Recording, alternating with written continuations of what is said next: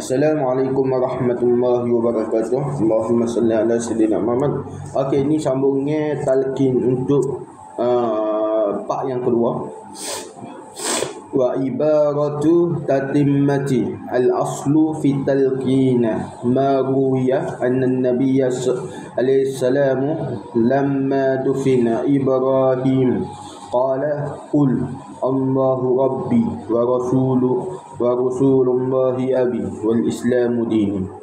Intahi al-hawi fatwa. Dalam kitab Intaha al-hawi fatwa. Qala as-subki innama yulakkanu al-mayyitu mukallafu wa hadisu talqin Rasulullah ibnahu gharibun. Artinya dan ibarat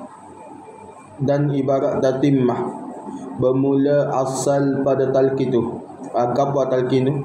Barang yang diriwayatkan bahawa Nabi alaihissalam tu tak kala ditanamkan anaknya Nabi itu siapa? Ibrahim tu berkata, kata olehmu Allah itu Tuhan aku dan Rasul Allah itu bapa aku dan Islam itu agama aku. Al-Hawi fatwa berkata Subki rahimahullah ta'ala bahawa sungguhnya ditalqin akan mayit yang mukallaf. Ditalqin tu untuk mayit yang mukallaf dan bermula mengajar Rasulullah akan anaknya itu hadis gharib. Berkata aku walhasi mengajar Rasulullah tu akan anak dia tu hadisnya gharib. Berkata aku walhasi bahawasanya talqin itu ada dalil dan ada asal. Maka hadis gharib itu ialah riwayatnya satu orang tua. Berkata di dalam Al-Manzumati Al-Baikuniyah,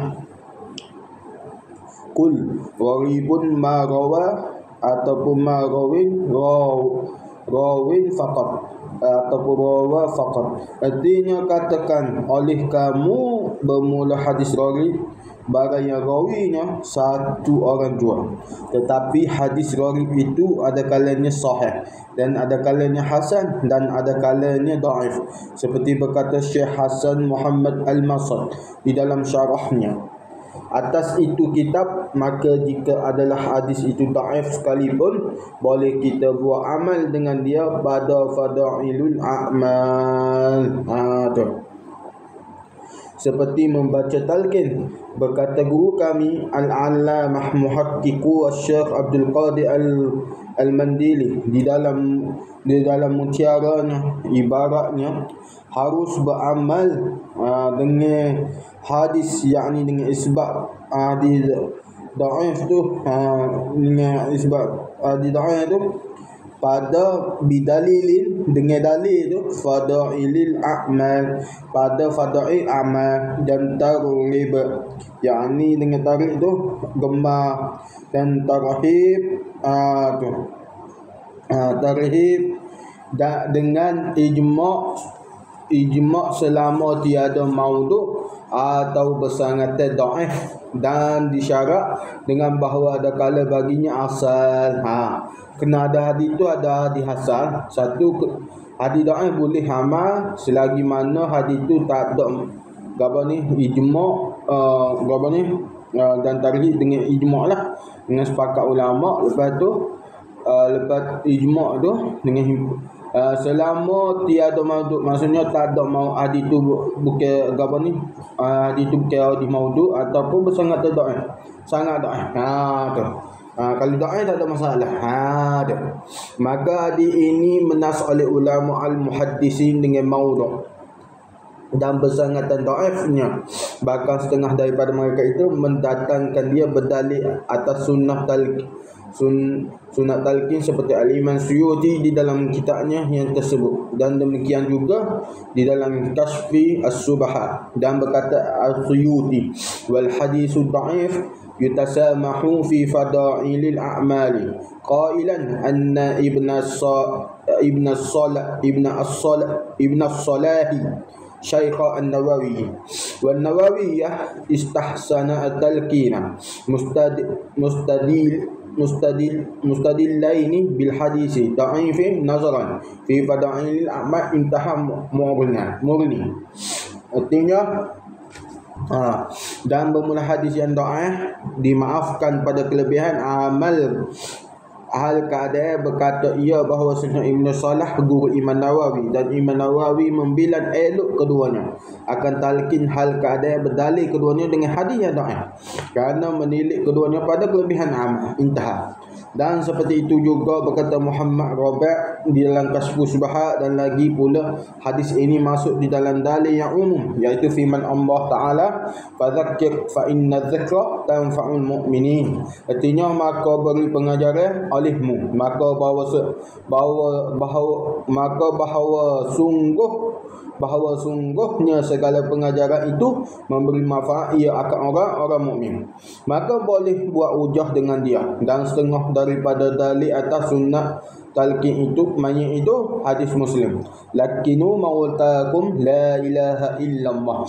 Artinya ajar olehmu akan mayit kamu la ilaha illallah kerana berlaku atas makna hakiki bagi lafaz mautakum, dan atas ini tanhali oleh satu jemaah daripada ulama dan muqtada kalam Iraqi pada syarah Tirmizi.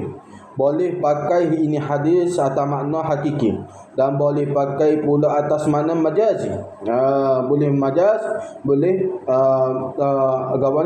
boleh hakiki bagi kata Iraqi.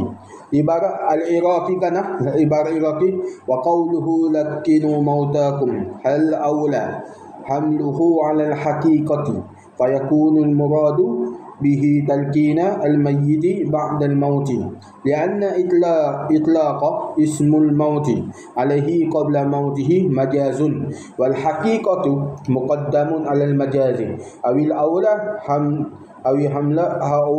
hamluhu ala al-majazi lima dalla alaihi lafzun hadisi Abi Hurairah inda Ibn Hibban.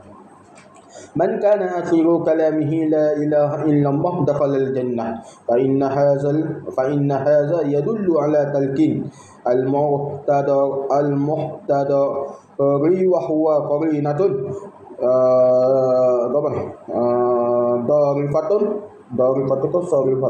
darifatun lil lafzi anil haqiqati wa alaihi hamluhu al-musannifu at-Tirmizi wa ghairihi. Intaha susah. Patut artinya dan bermula perkataan lakinu mautakum. Lagu mana? Lakinu mautakum artinya ajar olehmu akan segala mayit kamu. Adakah terlebih aula ditanggung atas hakikat?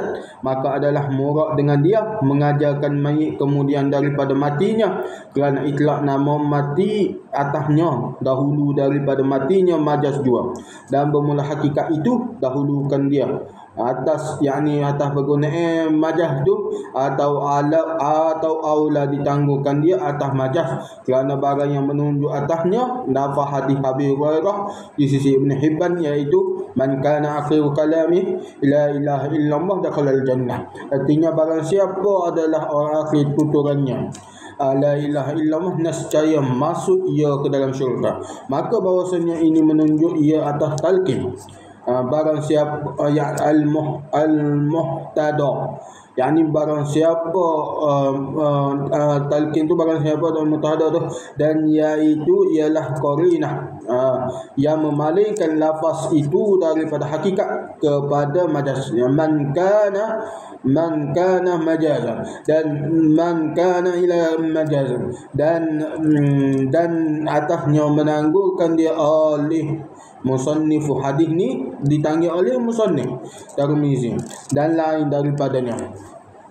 Adapun firman Allah Ta'ala, innaka la tasmi'ul mauta wa ma anta bimusmi'in man fil qubur, artinya sungguhnya engkau tiada memperdengar engkau kan orang yang sudah mati, dan tiada engkau memperdengarkan mereka yang di dalam kubur. Berkata empunya kitab Murahul Labid pada mentafsirkan ayat itu, ayat ay annahum al-kuffar lifarrati a'radihim amma yad'una ilayhi kalmayyiti alladhi la sabila ila isma'ihi ay wa ma anta ya ashrafal khalqi apa ni bimufhimi man huwa mithlul mayyiti alladhi fil quburi syabbaha Allahu al-kuffari bil mauta fi adami ta'thir bi gawana bida'ratihi sallallahu alaihi wasallam. Artinya bahawa mereka itu kufar kerana melampau dan bersangatan berpaling mereka itu daripada barang yang diserukan mereka itu, yakni orang kafir pada pergi Badar lah, kepadanya seperti mayit yang tiada ada jalan kepada memperdengarkan dia, yakni memperdengarkan dia tu dengan tauhid tu, mentasbih Allah Ta'ala akan kufar itu dengan segala orang yang mati. Pada ketiadaan memberi bekas dengan dakwa Nabi, pada ketiadaan memberi bekas dengan dakwa ke apa ni, orang kafir dakwa dia mentasbih ke Allah Ta'ala tu dengan sebenarnya orang mati. Berat benar orang kafir dalam itu. Dengan dakwa Nabi sallallahu alaihi wasallam, maknanya bermula kufar itu seperti mayit, tiada mendengar ia akan dakwa Rasulullah sallallahu alaihi wasallam. Bukanlah maknanya Allah Taala tu menyatakan bahawa mereka itu mayit, tiada mendengar akan kalam orang yang hidup dan menafikan pendengar daripada mereka itu, seperti dakwa kamu hei kaum muda, yakni kaum Wahabi, kaum Salafi. Sekiranya jikalau maknanya seperti dakwa kamu, nescaya adalah Nabi kita Muhammad SAW tu tiada mengerti akan kalam Quran, bahkan kamu juga mengerti akan firman Allah Ta'ala, kerana sabit di dalam Bukhari bahawasanya Nabi kita alaihissalam berkata ia kepada kufar yang sudah dengan apa ni pada perang Badar, apa ni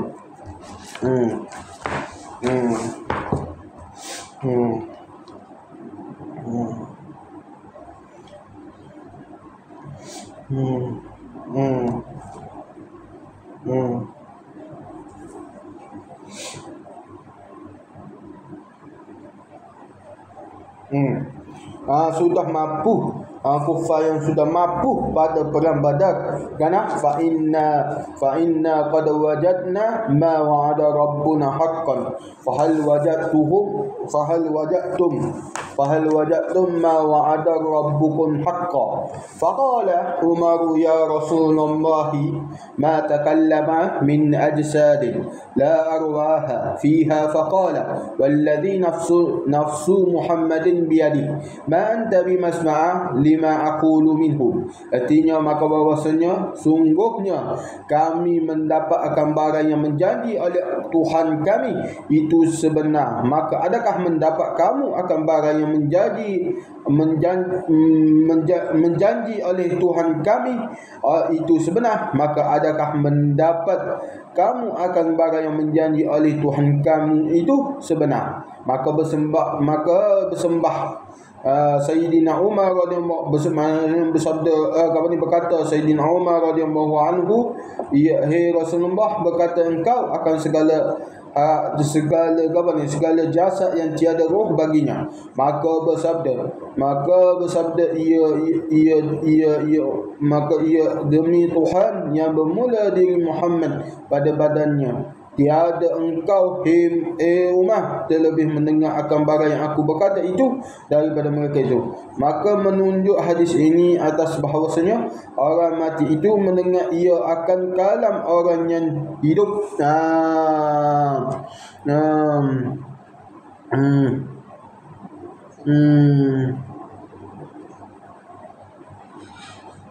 Orang yang hidup, padahal hadis ini kemudian daripada ayat itu, kerana itu ayat Makkiyah turun ia sebelum Nabi kita berpindah ke Madinah.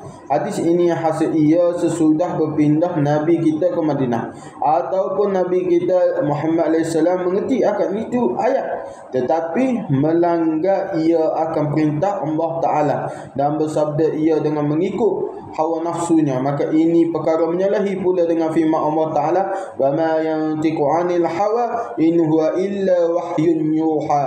Artinya, dan tiada berkata ia daripada hawa nafsu, tiada ia melainkan wahyu yang diwahyukan. Dan lagi mendakwa mulut kamu bahawasanya kamu ahlullah dan sangat mengikut dengan Allah dan Rasulnya. Berdalil kamu dengan firman Allah Ta'ala, ati'ullah wa ati'ur Rasul. Artinya taat alihmu akan Allah dan taat alihmu akan Rasulnya. Padahal tiada sedar kamu bahawasanya kamu sangat menyalahi perintah Allah kerana tiada mengikut kamu akan ulama yang ialah warasatul anbiya dan apa ni? Dan setakut manusia akan Allah dan dihikayatkan bahawa Imam Malik rahimahullah ta'ala apabila ditanyakan dia daripada suatu adakah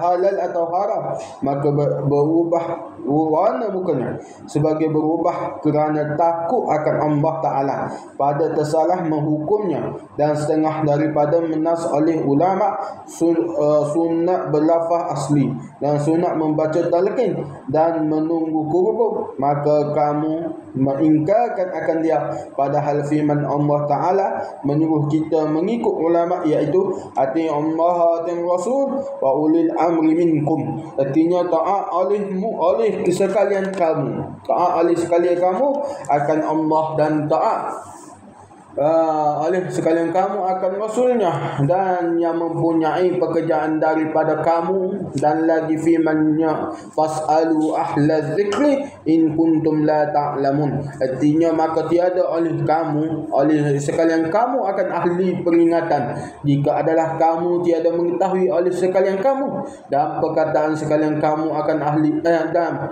perkataan yang keji sekali iaitu berkata kamu mengikut qala kil tak habis-habis berkata aku.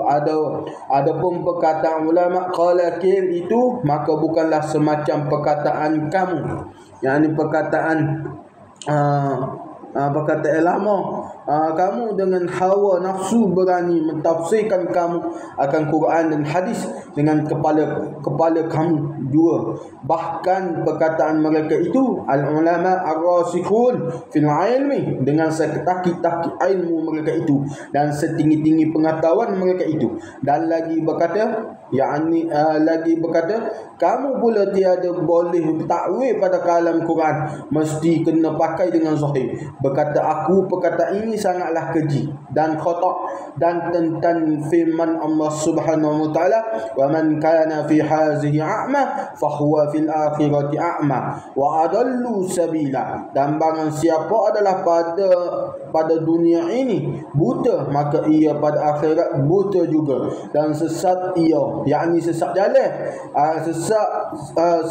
sesat jalan akan jalan kerana membawa perkataan kamu ini kepada membahasakan setengah sahabat Rasulullah sallallahu alaihi wasallam itu ahli neraka jahanam wal iyyazu billah min zalik, kerana setengah daripada mereka itu yang buta.